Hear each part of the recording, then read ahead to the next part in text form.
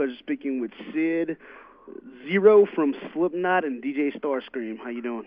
How's it going? All right, man. First off, man. Now that you've let everybody know about all three personalities. Three personalities? It's a big list on the net, but I won't go there, man. Right. First off, man, all condolences to Paul Gray and his family and all the guys at Slipknot. Y'all lost, man. Sorry to hear about that. How's, for other than that, though, DJ Starscream, got a tour coming up this fall? No, actually, DJ Starscream project is kind of on hiatus. I'm doing a project called SID. So it's just Sid? It's not even like a project. It's just a solo thing. Okay. As a solo artist. Same type of stuff or different? Or No, definitely different. Oh, it's shit. like Cool, it's like a, I don't know, my best way of describing it is like hip-hop punk rock. All right. So live instruments or? So like but hip-hop, like pop music. Pop music stuff? But there's but it's kind of like a punk edge to it and a rock edge to some of it. I mean, it's definitely got a punk rock attitude, I think. But not necessarily like sounding like a punk band or anything, you know, because a lot of it's more, I don't know, I'm trying to find like the medium, like the perfect balance for me as an artist between analog and digital, you know what I mean? Yeah. So it's like even my desk is an analog digital hybrid desk, you know. So it's like everything about, you know, the way I record and the way I write the music and the way it's put together. And I wrote all the songs.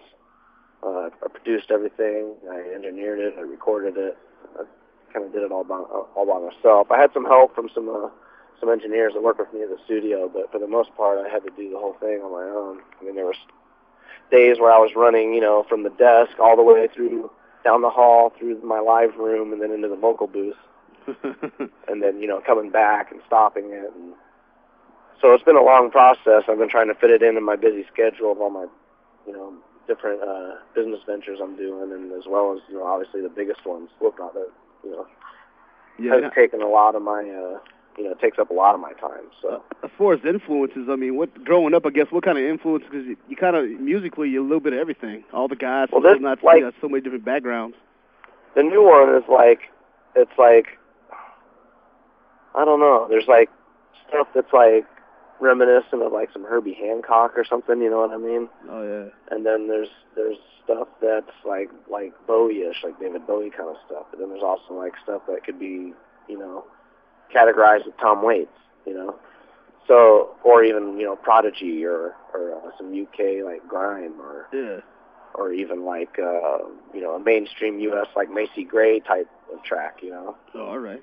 So it's like I try to reach into all these different genres, and I think what it is, there's not really any metal-based tracks. So there's definitely some heavy tracks, but I wouldn't say any of it is metal because, I mean, people have been getting that from me for years, you know. Yeah.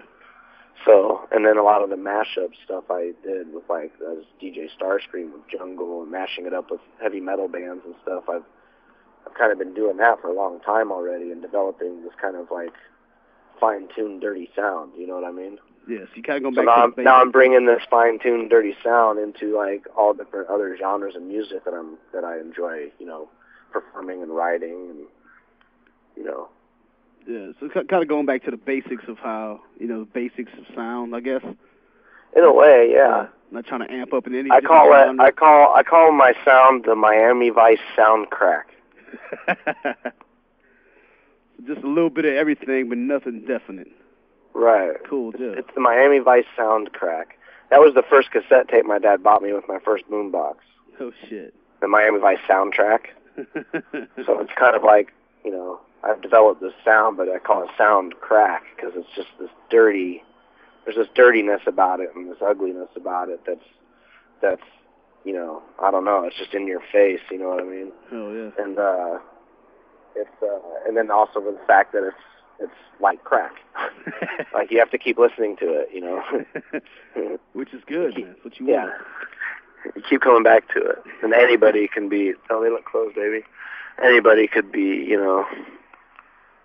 And the fact, all these different genres, it's like anybody can be hooked on that shit, you know? Yeah, shit. A little bit of everything.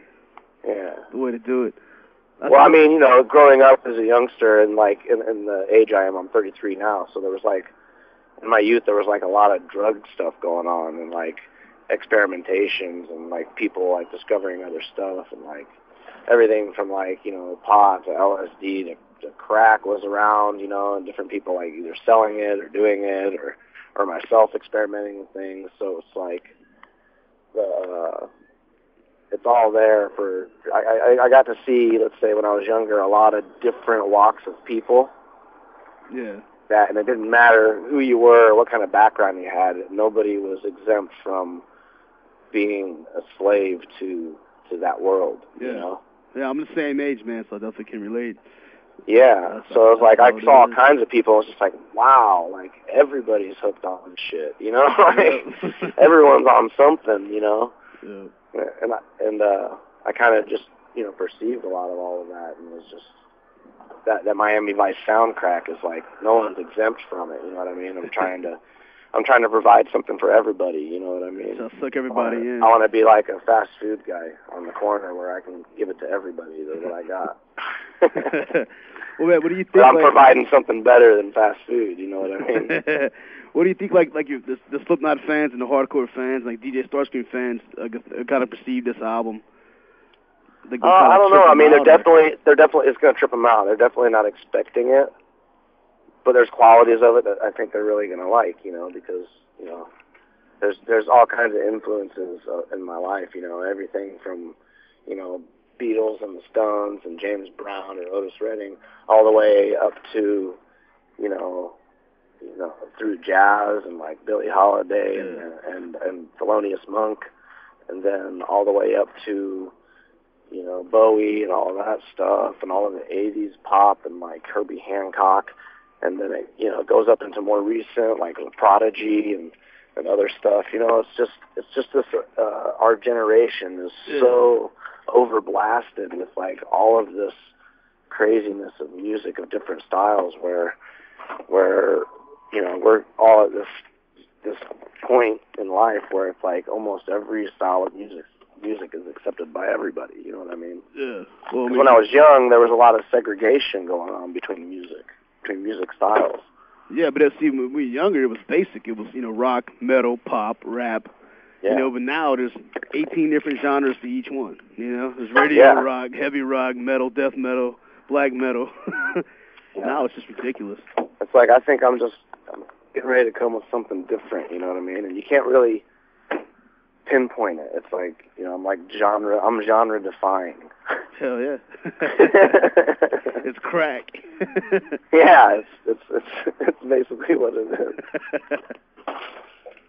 Fucking right. But it's Miami Vice, you know. It's like it's got there's a lot of 80s qualities that you hear in it, you know. Yeah. But then even 90s and stuff too. I mean, then you had other people earlier on doing the fusion of that stuff, like, I mean, 9 Inch Nails, and even people before Trent doing it. You know, it's like it's always been there, but watching the evolution of this fusion of sounds and people being open to all the different type of stuff. Now there's actually styles of music coming out that are kind of mushed together of all the styles at one time.